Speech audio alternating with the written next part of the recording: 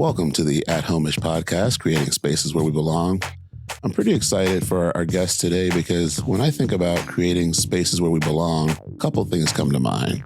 I know a common theme on the podcast has been music, people, of course, but you know what? When we talk about food, you get the right food, and just whether it's the smell, the taste, that makes me feel like I'm at home. So our next guest here has a pretty colorful background, I'm learning as of today, but we'll give him a moment to introduce himself and kind of tell us a little bit more about him. So off to you. Thanks, Will. Well, my name is Jeff Noak. I own Jeff's Texas Style Barbecue in Marysville, Washington. And Will, thank you very much for coming in and supporting us there. Probably more often than maybe you should, but that's okay. Don't tell my doctor that. Yeah, we won't. It's all clean food, though. I mean, it can't hurt you. Yeah, I've done quite a bit of stuff in my life, and this is what I'm doing for the last 10 years. So, wow, 10 it's good years. to be here with you. Oh, I'm glad to have you here. And again, the podcast is at home-ish, and whenever I go in there, probably more than I should, but there's always these specials. You got to check them out on social media. But I remember going in one day and Matt's at the front counter, and I actually had on one of my at home-ish sweatshirts. And he's like, dude, that is so cool. I need one of those. And I'm like, all right, I'll have to work on getting you one. And so I still have to order them. So Matt, I haven't forgot about you. But when I go in between, Matt and Haley at the front, they're just always kind and friendly and welcoming. And then there are times when there's people in the restaurant, they know me and we say hi and we talk about the work that I do. And so just kind of really feels like home. And so I think it's a great thing you got going there. But so 10 years, how did you get into this? It kind of all started when I was a musician. Okay. In 1994, I decided to make a CD. Remember those? They're little hard round things. And the mini laser disc? Yeah, the mini laser disc things. I decided to make one. And in January of 95, I decided to go on a little tour. Okay. And try to maybe sell some of these CDs. So I went down the West Coast. I went across the South. I went through Texas. I discovered that I had never tasted smoked meat before, barbecue. In Texas, one of the folks that was at one of the shows I did said, let's go get some food. He took me to a little barbecue shack. I'm sure it's not there. I didn't know that it was going to be a defining moment in my life at that point.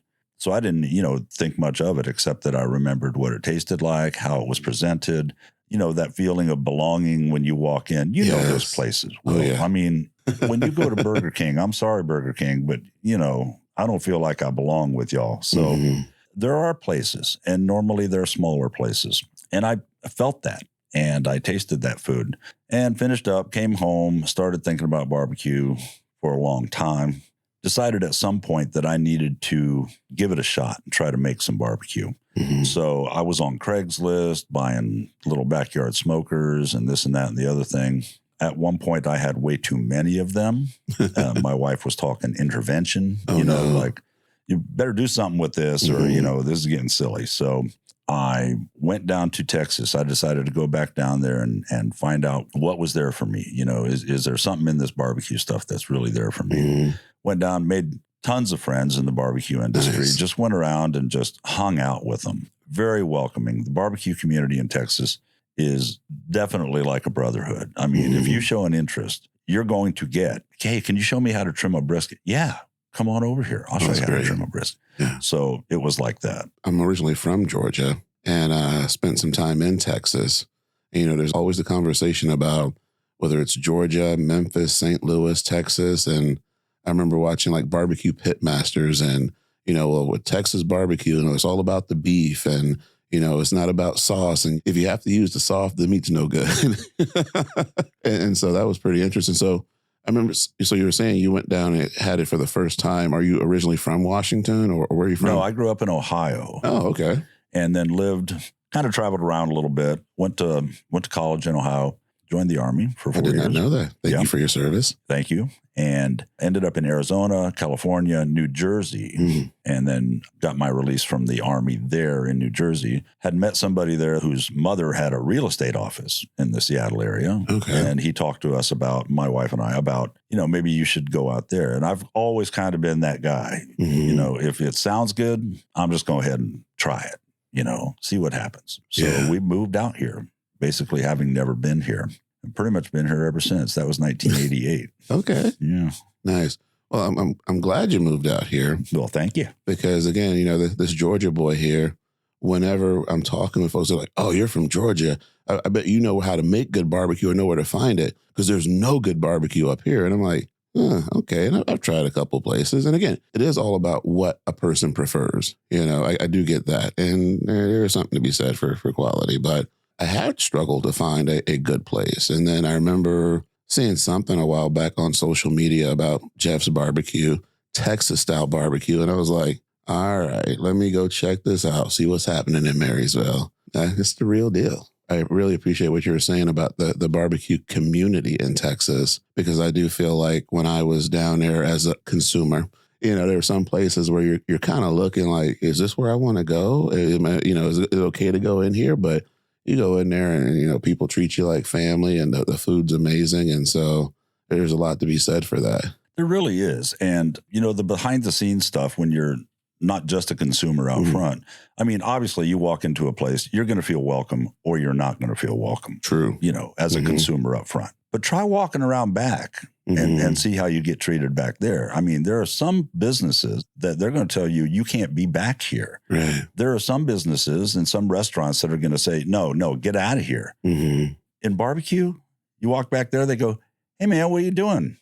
"Oh, I'm just hanging out, kind of watch." "Well, come over here. Help me break down this box right here. Let's stack some wood. You want to split some wood?" Yeah. Yeah, I do want to split some wood. I just want to hang out. And that was the difference for me in barbecue. Barbecue is a lot of things, right? There's a lot of different styles. So you ask the average person on the street, what's barbecue? They're going to say burgers and dogs on the grill with the neighbors over. And they're right. That is a barbecue. Okay. And then someone else is going to say, well, it's got to be smoked meat. Well, no, it's got to be meat, but it's got to be cooked with fire. It could be grilled, Brazilian style barbecue, Korean style barbecue. There's lots of ways to make barbecue. But the thing that I would want to do and what I'm trying to do is blend kind of all of it, everybody's idea about what barbecue is. So when you're in the backyard, burgers and dogs on the grill, it's a party. It's fun, right? You're having a good time. You're at the barbecue. That's what I want people to feel like when they come into my barbecue joint. And I don't call it a restaurant. I do call it a joint because it's just a little barbecue joint. I'm not trying to make it anything that it's not. I've been asked many, many times, you're going to expand, you're going to open another one.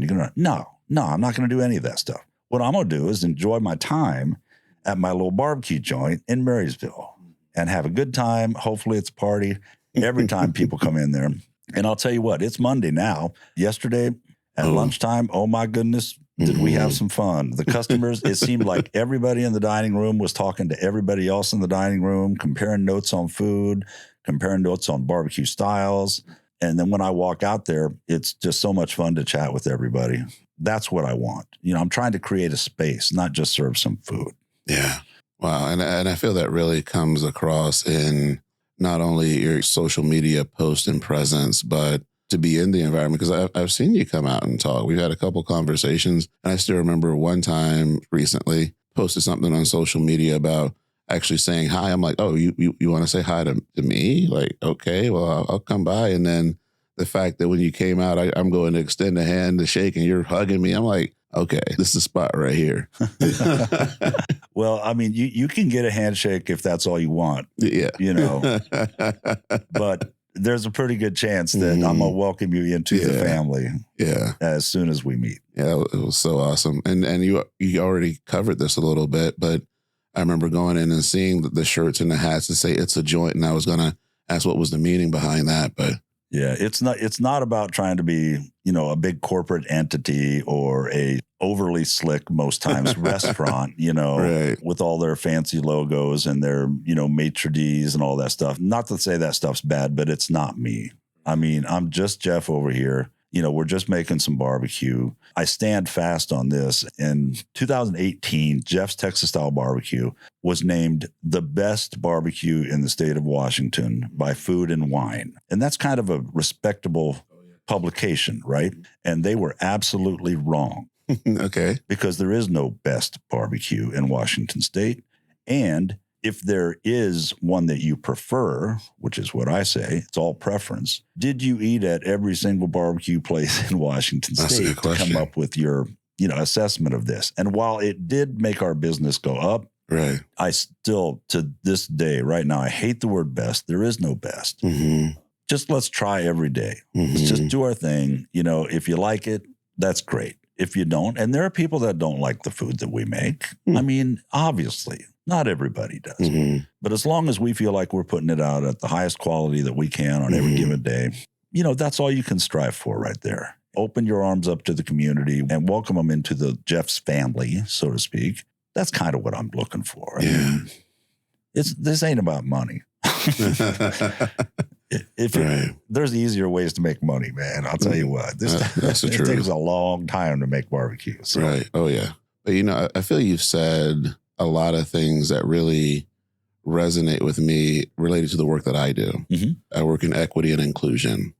And one of the big things about inclusion is allowing people the opportunity to be themselves, and not have an expectation that they fit some kind of mold or that there's something that they're not. And so when you say that you're just Jeff, and not wanting to be identified as the best, it's like, we just do what we do. Mm-hmm. And that's what we're going to do. And I think that's awesome because it just really speaks that you're being authentic to yourself and what you want. Yeah. The first thing that I remember learning that was a real pivotal point in my life, I was pretty young, probably around 20 years old, which is like a long time ago. I decided that honesty was a pretty good thing. Mm-hmm. Okay. So I was just going to be honest. And then I decided that honesty begins with yourself. And so I look at myself every day since then. I look at myself and I say, Jeff, what do you want? Mm-hmm. What do you want? What do you not want? I very, very, very seldom find myself in a situation that I don't want to be in because I'm honest enough with myself that I don't allow myself to get in those situations. If I don't want to do something, you won't see me there. Yeah. And you can always tell what I want to do because you'll see me doing it. There is not one day that goes by. There's not usually an hour, a waking hour for me that I'm not doing that self-assessment. Are you still doing what you want? And I find that people tend to gravitate towards people that are okay with themselves. Mm-hmm. And based on that, I have a lot of acquaintances, a lot of friends, a wonderful wife, a great team at the joint. I don't have any, huge ideas about what I'm doing here, at the joint. We're just making some food. We're having some fun. We're trying to have a party with our customers every day. And that's it. I mean, nothing more. That's what I want. Mm-hmm. So that's what we strive for. Wow. So well said.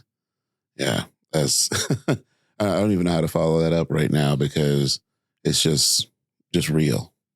So I have to say, I really appreciate your openness and your authenticity. And I do have to ask the question, because I feel that, just people in general sometimes struggle with that, maybe they feel like they have to wear this mask or be somebody different or kind of like you're saying, be places where they don't feel like they actually belong or that they want to be. And is that something you would say it's just always been who you are, or has something happened to have you to develop that mentality? No, failure. Failure is what made this happen for me. Mm-hmm.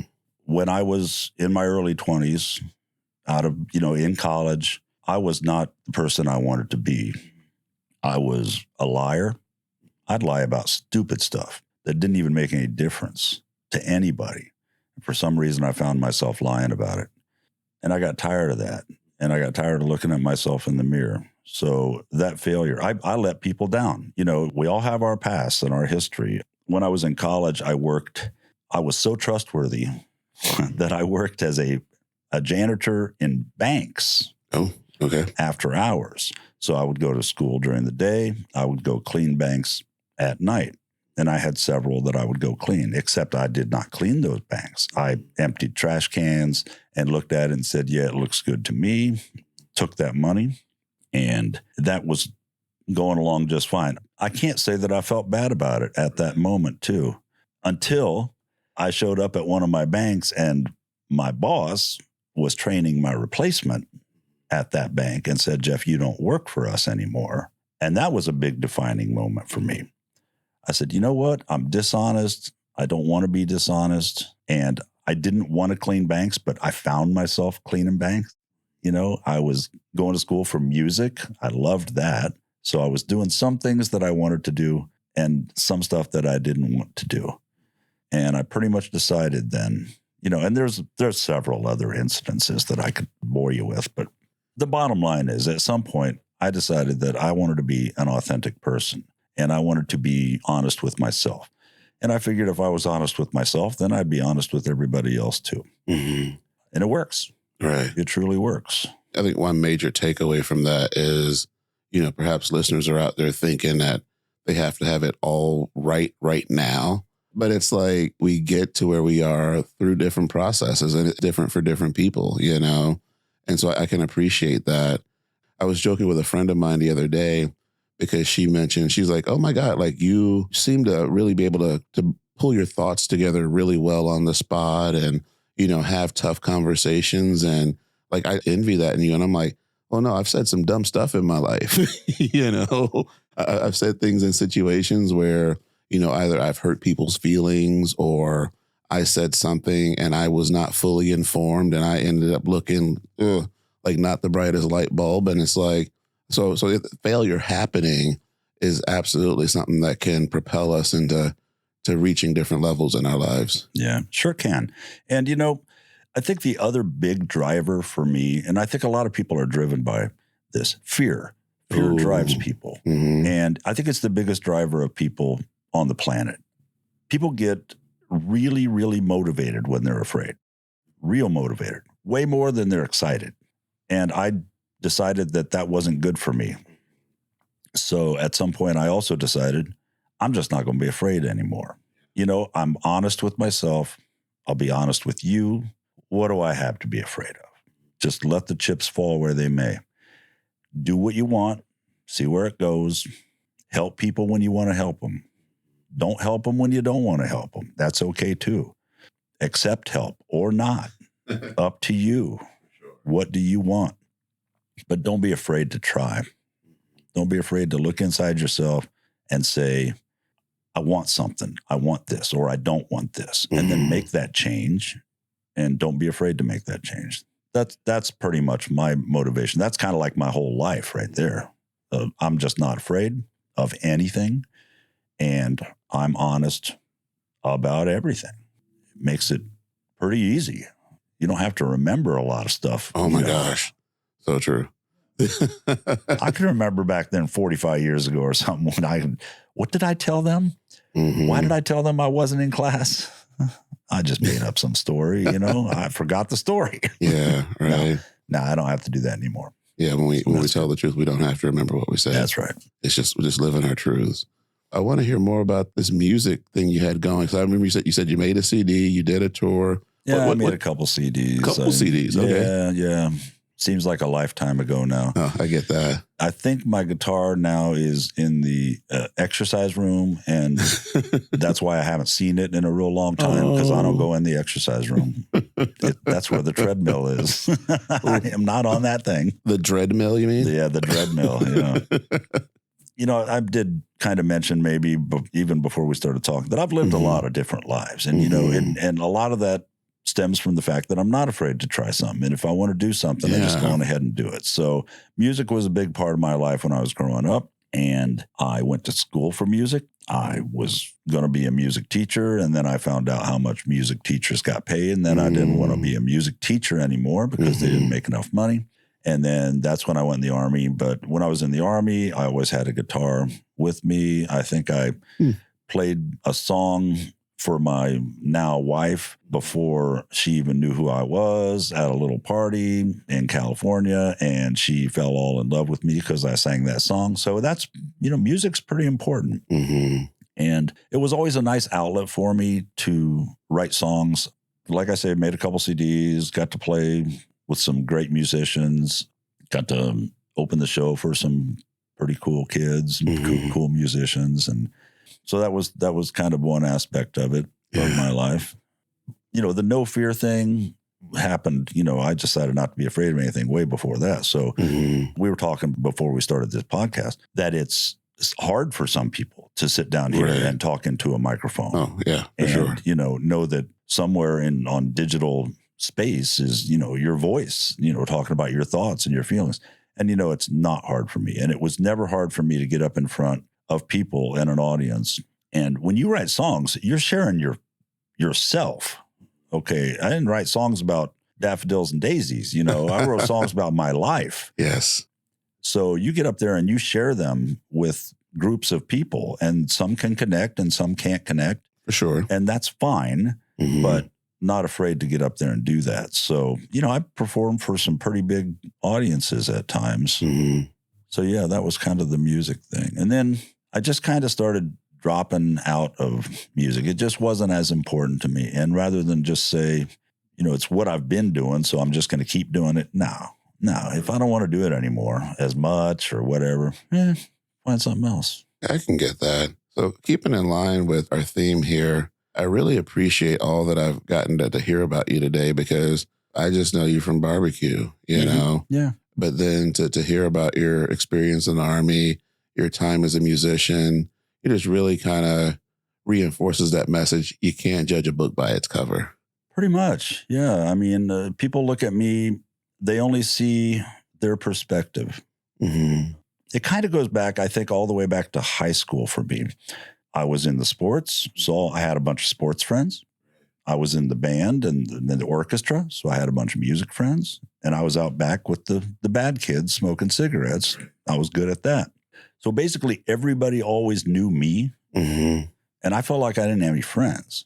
Oh. So, I mean, I had a lot of acquaintances. Everybody knew me, but I didn't have anybody like a friend, like a best friend, something like that. And then maybe I've kind of put myself in that position my whole life, because maybe not through the Army years, but through the music years.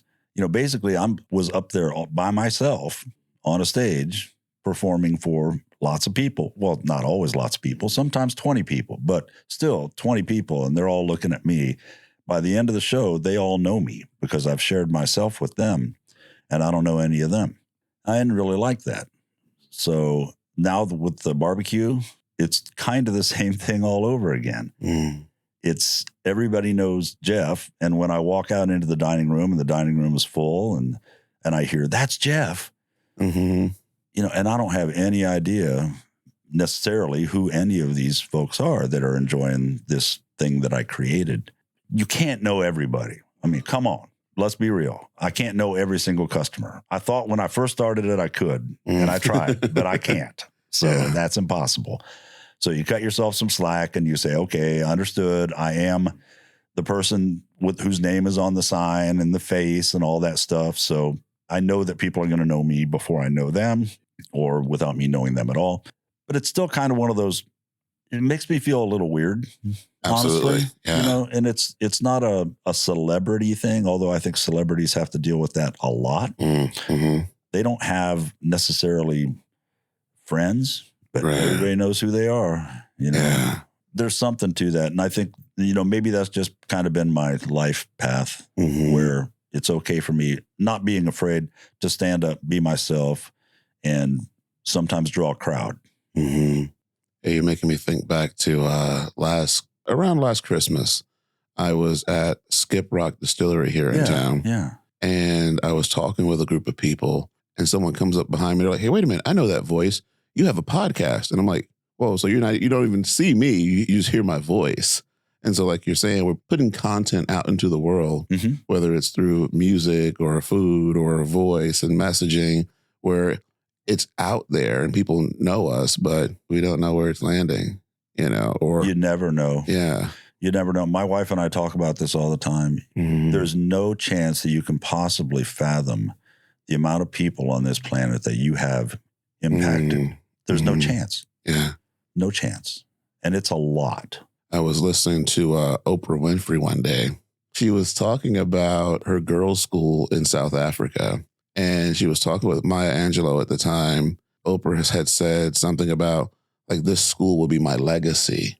And Maya was like, no, you have no idea what your legacy will be, because these young girls that go to the school, the people who are impacted by them, we're talking, decades, centuries into the future. That will be the legacy. We'll never know the impact of what we're doing here right now. Even. That's exactly right. There's no way you can fathom it. So do the thing. Don't be afraid. That's right. So I do have to ask this, because I know that, when I come to the joint, I feel at home and so connected. What is it for you that makes you feel most at home? I feel at home pretty much wherever I am, to tell you the truth. You gave me that little list of, potential questions or topics and what, you might be asking. And one of them was, what creates a sense of belonging to you, Mm-hmm. Jeff? Was there a time when you didn't feel like you belonged? Mm-hmm. When I finally got honest with myself about what I wanted, there was never a place that I felt like I didn't belong. Yes. Louder for the folks in the back. Never a place that I felt like I didn't belong. Mm-hmm. So yeah, that's 100% true. If you want to see what I want to do, Mm-hmm. look at what I'm doing, because that's what I want to do right now. Mm-hmm. I'm doing this right now because I want to be here. There's no reason in the world for me to be afraid to try something and maybe feel a sense of, like you don't belong. I don't know, maybe the 5 foot tall kid, on the basketball team maybe feels like they don't belong, but I think he does if he wants to be there, or she, or whoever. I think it comes from inside yourself, maybe. There's no reason in the world why you can't belong. You can't be okay Mm-hmm. wherever you are. Right. I 100% feel that. And that's something I often share with people about being confident and competent in who they are as individuals and how they show up in spaces. But I do want to ask this question, because, I do feel for some people that there are spaces where maybe they don't feel welcome or they don't feel supported because people are actually speaking against who they are. And so I think back to, I grew up watching the Dukes of Hazzard. I grew up watching the car, the General Lee with the flag on top of it. And that symbolism had no real meaning for me when I was a kid. But then as I got older and learned a lot more about the Confederacy, the Civil War, and, some of the ideology behind it, if I see a bunch of Confederate flags flying here in Washington State, I feel a certain way, I don't necessarily feel like in those spaces that I can just go and be free to be me, if that makes sense. It does make sense. Okay. That's pretty tough. Maybe from an early age, my father, who has passed, and my mother, who has passed, growing up in Ohio. Yes. It was not necessarily, we're talking about race Mm-hmm. for the most part on this particular subject. And in Ohio, it seems like there was a lot of different races. Mm-hmm. And my parents never tried to lead me one way or another with that. Yeah. So it was okay. So Mm-hmm. like I said, I was the guy that was in the band and on the basketball team and out back smoking cigarettes. So I liked everybody, as long as I could go do what I wanted to do.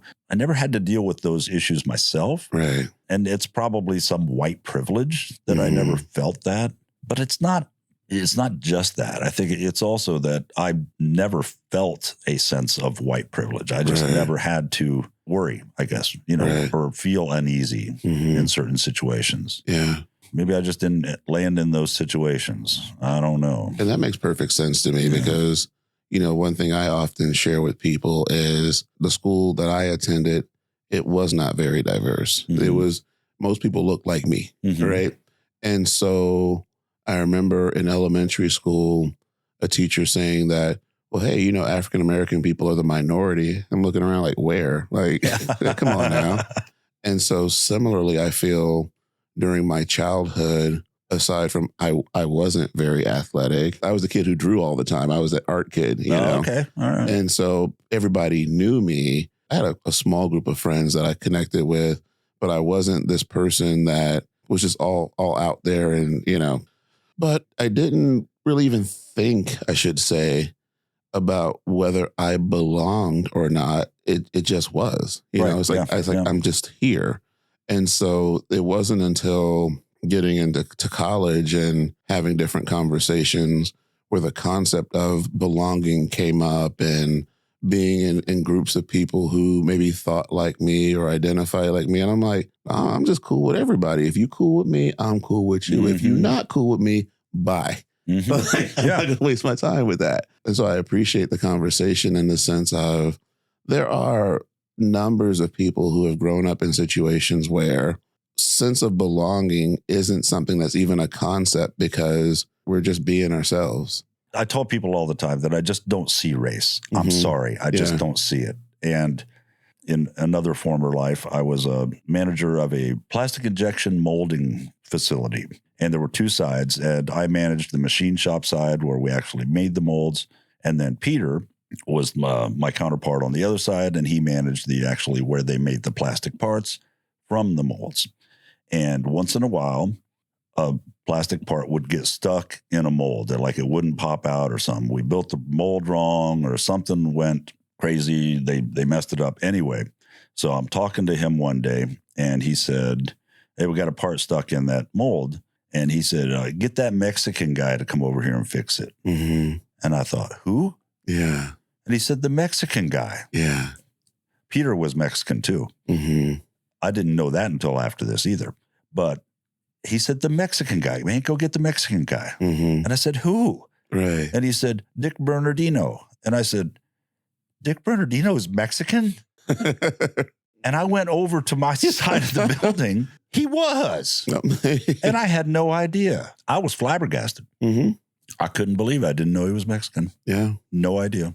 I guess I hang my hat on that. Yeah. It's absolutely true. Yeah. But truthfully, I just don't see race. I don't see gender that much. People are people, you know. Right.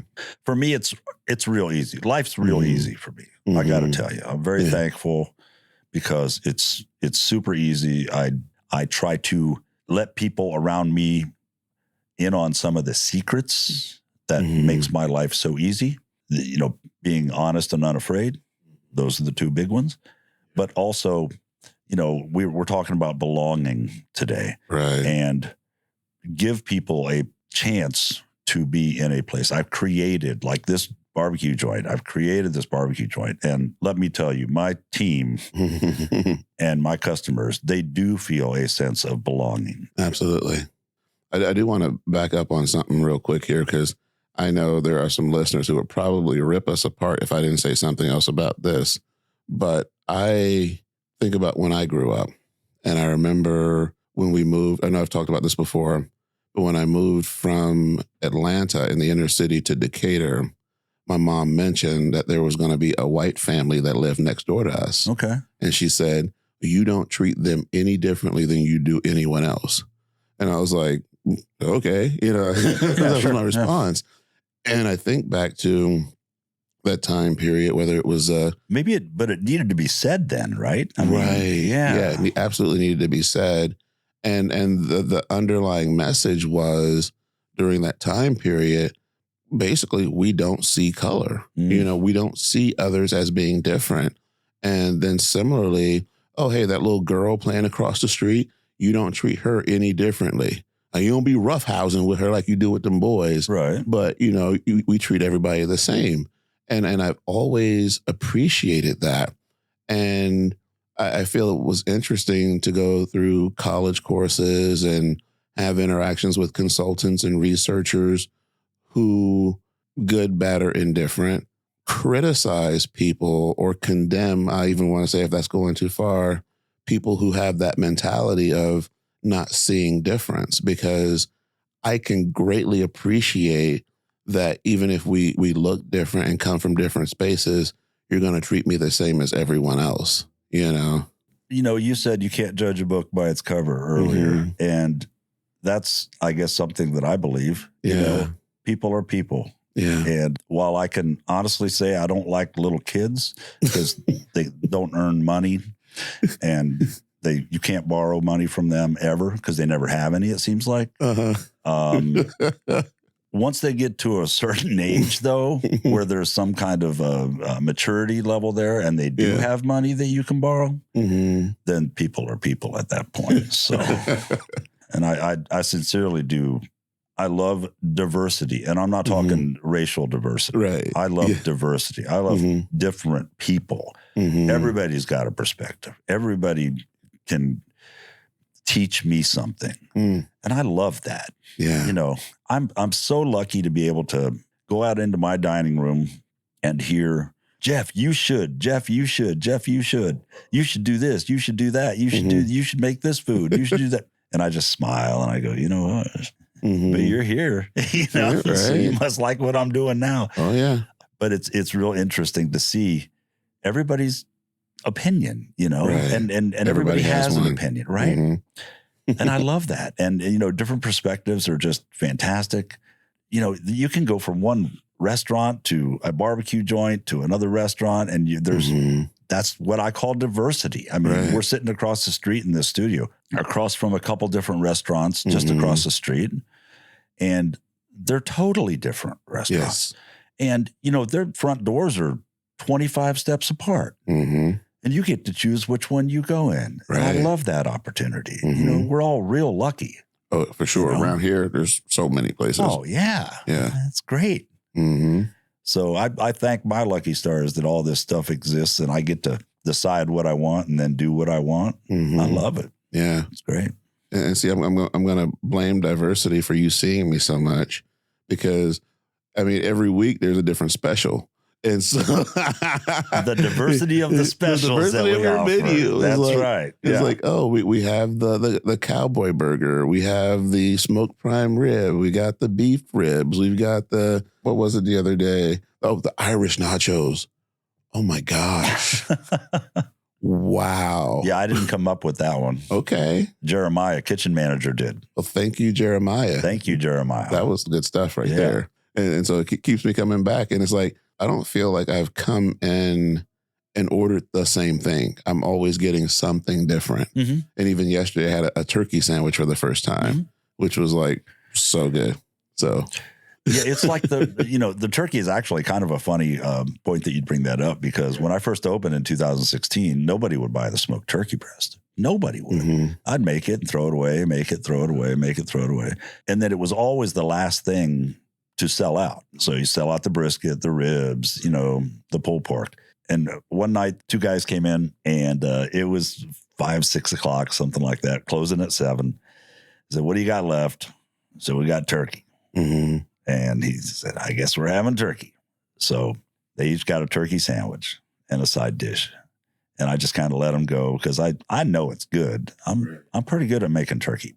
So I let him go and was hanging out and went out finally and asked him, so what'd you think? And this guy says, man, I wouldn't even have tried it if it wasn't the only thing you had. But I don't think I'm ordering anything else here from now on. So it's that getting somebody to try something. And we've got customers now and guests and friends that kind of work their way through the menu. They kind of get stuck on brisket for a while, and then they get stuck on ribs for a while, and turkey for a while, and pork belly for a while. And, you know, they kind of work their way through the whole menu, which is why we need some diversity in our lives, too, as cooks and servers. We want to do specials. Yes. So it's more fun than just doing the same 6 meats every day and the same side dishes every day. We get to do some fun stuff. So not only is it good for you because you get to come in and try, you know, different specials that we come up with, we get to make them, and that's fun too. Yeah. I remember doing like a smoked fried chicken at one point. Yeah, that was a failed experiment right there. Oh, so we're experimenting more with some fried chicken here this week. You got my number. So all right. Oh my goodness. So there's a question there I got to ask you. If you were to have a theme song that played when you walked into a room, what would it be? I've been thinking about this for like a week. Okay. This is not easy for me because I'm, as you can tell from my background, I've done a lot of things. Yes. So is there one song that kind of defines or, you know, represents me and how I feel and who I think I am? There's a song called Feeling Good. Oh. Do you know that song? Nina Simone or? No. It's that dude that's on The Voice. Well, Michael Bublé. Michael Bublé. Yes. Feeling Good. Yes. I can get behind that. because I got to tell you the truth. There aren't too many times in my life that I'm not feeling good. That's beautiful. All right. So here's the feeling good. Cheers to feeling good. So thank you so much, Jeff, for your time today, sharing your wisdom and your life experience. Some key takeaways I've gotten were to be your authentic self beyond just being honest. You don't have to be the best. To constantly reflect, look at yourself. Failing forward is another important concept. Don't be afraid to make the change. Don't be afraid to try. Just a lot of good stuff here. And I feel that our listeners can really benefit from that whole concept of be you, don't try to be anybody else and don't be afraid to step out into the world. Thank you again, Jeff. I really appreciate you being here. Will. This has been a great conversation, getting to just learn more about who you are. And I know for our listeners out there, I have to keep reminding you, like, share, comment, all that good stuff with the podcast. Still hit the Snohomish Apothecary where I got some gear, or order from the website, whatever you choose to do. And like I've always said, if I see you on the street, I'm going to say hi. But now you might know somewhere you can actually find me. Where's Will going to be? Do you know? I'm going to be at Jeff's Barbecue.